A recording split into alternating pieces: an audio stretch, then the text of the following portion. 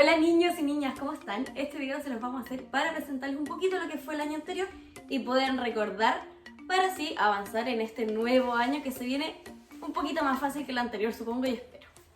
Para partir, les voy a hablar de algo que vimos durante todo el año, lo vimos en los proyectos y en las clases de lenguaje cuando eran más separadas, ¿ya? Vamos a hablar de los tipos de texto que lo han visto a lo largo de toda su escolaridad y no vamos a dejar de verlo ahora. Primero, tenemos que recordar que hay dos mundos dentro de los tipos de texto. Están los textos literarios, que son los que son ficticios, o sea, lo que alguien los creó para que pudieran ser leídos por otras personas o escuchados. Y también está el mundo de los textos no literarios, que son textos que nos hablan de información concreta y real que es traspasada para que la gente se informe o se mantenga activa en la sociedad, ¿cierto? Dentro de los textos literarios tenemos algunos tipos que vieron y que son comunes y que lo han visto a lo largo de toda su vida porque se los cuentan desde que son chicos. Por ejemplo, tenemos cuentos, tenemos fábulas, tenemos cuentos de autor o mitos y leyendas. Todos estos textos lo que buscan es, de una forma u otra, narrar una historia que tenga un inicio, un desarrollo y un desenlace y que incluyan dentro de ellos personajes, un tipo de narrador distinto al otro, tiempos que vayan hacia adelante, hacia atrás, etc. La idea al final es contar una historia, ¿cierto? Por otro lado tenemos los textos líricos, que tienen como función expresar las emociones del autor y lo hacen a través de las rimas, de las figuras literarias o algunos elementos que pueden incluir en su discurso, ¿cierto? Para que sea un poco más poético y más literario. Tenemos los poemas, las canciones, tenemos los caligramas o acrósticos, que estos no solo usan el texto, que en general está escrito en verso, sino que también pueden usar formas. Por ejemplo, el caligrama busca que la forma del poema tenga que ver con el tema, ¿cierto? Por otro lado tenemos los textos dramáticos, que en general buscan ser representados frente a un público. Estos usan un guión teatral para llevar a cabo esta presentación. Puede ser un teatro de sombras la presentación, puede ser en una obra teatral con telón y escenario, puede ser un teatro de mesa, etc. Dentro del mundo no literario, o sea, el mundo un poco más real, tenemos otros tipos de texto. Por un lado tenemos los textos informativos, que ellos buscan entregar una información al receptor, ¿cierto? Puede ser una noticia, un artículo informativo, puede ser un libro de texto. Todo esto busca entregar información sobre un tema de manera real, precisa y objetiva, es decir, que no mete dentro del texto opiniones ni observaciones del autor, ¿cierto? Sino que da una información clara tal y como es. Puede ser de un tiempo actual, o sea, como una noticia, o puede ser algo que se ha investigado a lo largo del tiempo como un artículo informativo, ¿cierto? Por otro lado tenemos los textos instructivos que, como dice su nombre, nos da instrucciones para llegar a una meta. Puede ser una receta, puede ser una instrucción para saber cómo jugar un juego o utilizar una aplicación. Y por último tenemos los textos argumentativos, que ahí se mete un poco más la opinión del autor, que busca entregar su propio discurso a través de un texto.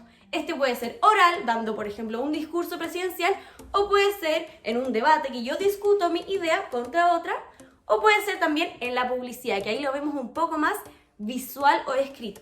Tenemos la propaganda, que busca hacer que el otro se convenzca de algo, pero de una idea, o puede ser publicidad que busca vender un producto que en general es algo más material, ¿cierto?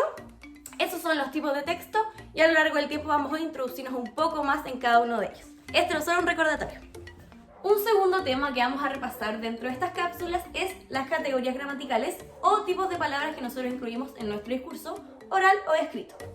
Antes de repasar esta cantidad de palabras que tenemos acá, vamos a acordarnos de que estas tienen género o tienen número. El género corresponde a si es femenino, masculino o neutro, y el número significa si es singular, o sea, uno, o plural, dos o más. Las categorías gramaticales que vamos a ver son, primero, sustantivos. Estos corresponden a los nombres que nosotros le damos a todo lo que podemos ver, sentir, pensar en el mundo, en todo el universo. Por ejemplo, yo le doy el nombre a un sustantivo como casa, a un sustantivo propio como Pedro, a un sentimiento como amor, etc. Todo lo que yo vea, lo que yo sienta, o lo que quiera expresar, o lo que quiera leer, todo tiene un nombre y eso se llama sustantivo. Por otro lado tenemos los adjetivos, que son todas las cualidades que yo le puedo dar a los sustantivos, es decir, cómo es ese sustantivo. Hay características que son físicas, que es todo lo que yo puedo percibir con mis sentidos: el tacto, el gusto, el olfato, el oído y la vista. Y por otro lado están las características o cualidades psicológicas, que ahí ya tengo que conocer un poco más a la persona o al lugar o a lo que me quiera referir para saber cómo es más o menos por dentro, lo que yo puedo percibir sin mis sentidos. Si es amorosa, si es inteligente, si es pesada, etc. Otra categoría gramatical son los artículos, que son palabras que me ayudan a dar un poquito más de detalle de los sustantivos, como por ejemplo si quiero dar su cantidad o quiero dar su género, y quiero ser un poquito más precisa. No siempre son necesarias, pero nos ayudan a complementar y hacer un poco más amplio nuestro discurso. Dentro de los artículos podemos encontrar 8, algunos singulares y algunos que son plurales. Dentro de los singulares está un, una, la, el. Aquí los acompañamos a los sustantivos dando un poquito más de información, como por ejemplo el perro, un perro, la mochila, una mochila. Y por otro lado están los plurales, que son los que nos indican que es más de dos o más. Está las mochilas, unas mochilas, los perros, unos perros, cualquier perro. Otra categoría gramatical que vimos el año pasado son los pronombres, que son palabras que me ayudan a reemplazar el sustantivo y el artículo que le acompaña. Por ejemplo, si yo en un discurso no quiero repetir todo el rato los perros, puedo decir esos, ellos, etcétera, ¿cierto? Me ayudan a no andar repitiendo todo el rato en un discurso una misma palabra. Por otro lado tenemos los verbos, que son todos los procesos o acciones que yo puedo realizar.